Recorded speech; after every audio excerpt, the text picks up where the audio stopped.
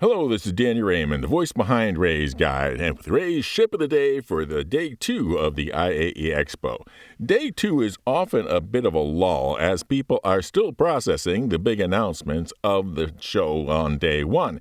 And this year, the number 2 spot is Aegis, which has a whole bunch of very popular ships, but no new announcements in this show. Of course, not every manufacturer can get a new ship announcement every year, and since so many of these ships have been around for so many years, more than a few of them will be needing design refreshes. For example, the venerable Avenger, I have noticed, has added a fire extinguisher but still doesn't have physicalized components, an engineering display, or the fuse box that's going to be needed for engineering gameplay that Homeland would hope to be ready before this time next year. In fact, that may be a popular activity at this year's IAE. Find the fuse boxes and find the fire extinguishers.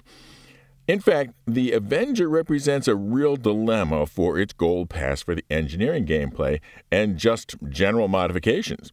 Do they make it larger in order to put in a toilet, gun rack, suit locker, engineering gameplay, and essentially make an Avenger Mark II?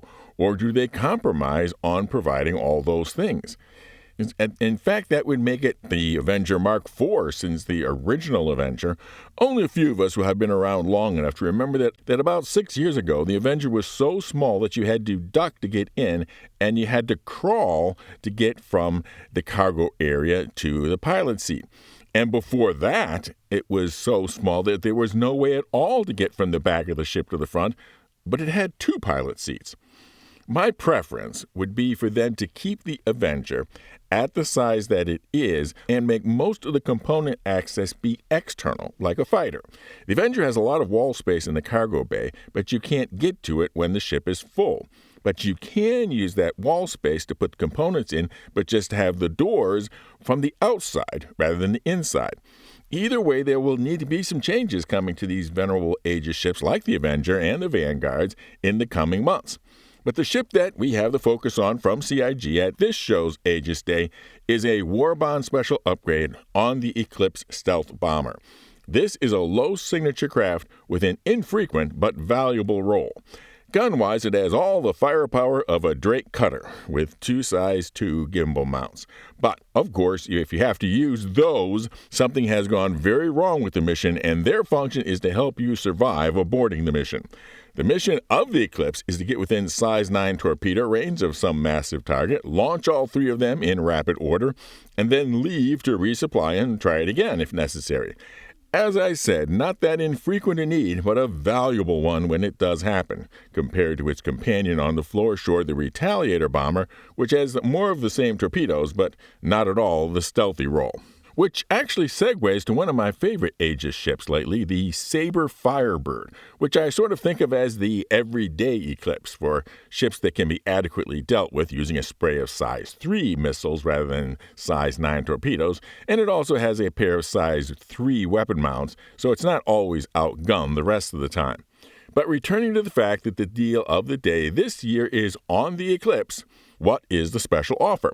Well, it's a Warbond upgrade for $275 for a ship with a ship value of $300.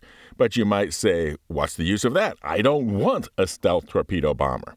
My real heart, for example, is being able to get this huge Aegis Reclaimer salvage ship, because salvage is where my heart and the big bucks are at. But boy, that $400 price tag on the Reclaimer is steep. But you're really smart. Have you ever heard of Plato, Aristotle, Socrates? Yes. Morons. You upgrade some other ship to the Eclipse, then spend the $100 to upgrade the Eclipse to the Reclaimer, and your Reclaimer only costs you $375. But maybe you can do better. I accept. Maybe you can start with buying that Intrepid from yesterday, which cost you $60 but has a ship value of $65, and then upgrade from that to the Eclipse for $215 Warbond and your whole cost, and $370 for the $400 ship. But it's so simple. There's a Warbond special on the Zeus 2 at $160 with a ship value of $175. So I buy the Intrepid for $60, upgraded it to the Zeus 2 for an extra $100 Warbond, and then upgrade the Zeus 2 to the Eclipse for $95, and then I upgrade from the Eclipse to the Reclaimer for $100. Truly, you have a dizzying intellect. Wait till I get going. Where was I? There's also a Warbond special upgrade going on the Starlancer Max. So, buy the Intrepid for $60 Warbond, upgrade the $65 value of the Intrepid to the Zeus 2 bond, then I upgrade the $175 value of the Zeus 2 to the Starlancer Max for $50 Warbond. I then upgrade the $250 value of the Max to the Eclipse for $25, and then I upgrade the Eclipse to my Reclaimer for $100, and I get the Reclaimer not for $400, but $330 plus LTI, and the last $100 upgrade from the Eclipse to the Reclaimer is not Warbond and could be store credit. So if you want the Reclaimer, should you go ahead and do that? No, of course not. Fell victim to one of the classic blunders. The most famous is never get involved in a land war in Asia. We still know that we have 2 new Hornets to be introduced, and there might be some other surprise ships that might have Warbond upgrade deals to save even more. As I say, with the IAE, shop early, but buy late. But only slightly less well-known is this.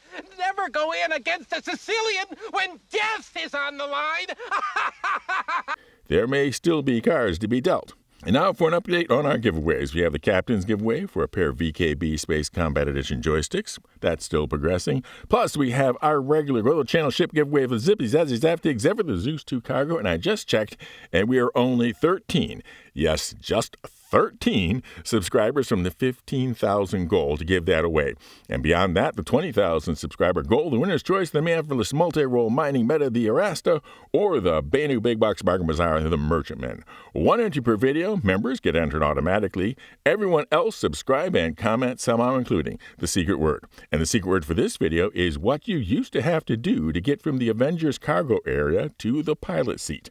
Fly safe, keep it real, and I'll see you in the verses. Danny Raymond for Ray's Guide.